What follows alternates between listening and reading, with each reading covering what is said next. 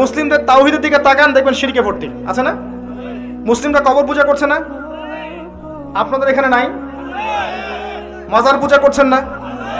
কথা বললে রাগ করলে কিচ্ছু করার নাই, কিন্তু মাজার পূজা শিরক, এটা মনে রাখতে হবে আপনাকে। কোনো ক্ষমতা নাই একজন মৃত মানুষের আপনার কোনো উপকার করার। এখানে আপনি জবাই করছেন, মানত করছেন, সিন্নি দিচ্ছেন, হাবিজাবি করছেন, কি করছেন এখানে? আর ইন্না সলাতি ওয়া নুসুকি ওয়া মাহইয়ায়া ওয়া মামাতি লিল্লাহি রাব্বিল আলামিন, এটা কোথায়? আমার সালাত, আমার সওম, আমার কুরবানি, আমার স্যাক্রিফাইস সব কার জন্য? আল্লাহর জন্য। এখানে তাওহীদের মধ্যে শিরকের অনুপ্রবেশ ঘটে গেছে। আর কারো আমলনামা যদি শিরকের পাপ থাকে এবং এই অবস্থায় যদি কেউ মারা যায়, সে জান্নাতে যাবে না। নবী সাল্লাল্লাহু আলাইহি ওয়াসাল্লামকে বলা হচ্ছে লা ইন আশরাকতা লা ইয়াহবাতান্না আমালুক। সূরা জুমার পড়ে দেখেন, যদি তুমিও শিরক করো তোমার আমল নষ্ট করে দেব আমি। সূরা মাইদায় দেখেন, আল্লাহ পাক তাদের জন্য হারাম করেছেন জান্নাত যারা আল্লাহর সাথে শিরক করেছে, এবং তাদের জন্য জাহান্নাম অবধারিত করেছেন।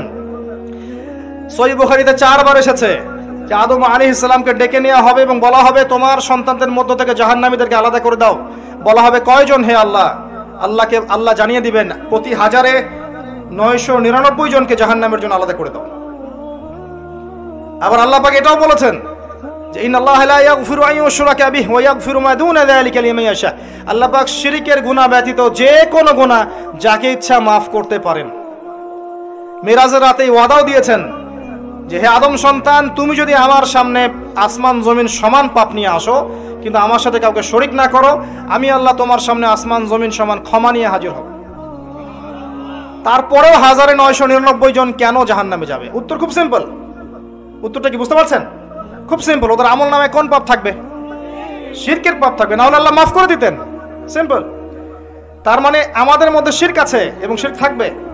বিশ্বাসে শিরক আছে, কাজে শিরক আছে, কথায় শিরক আছে।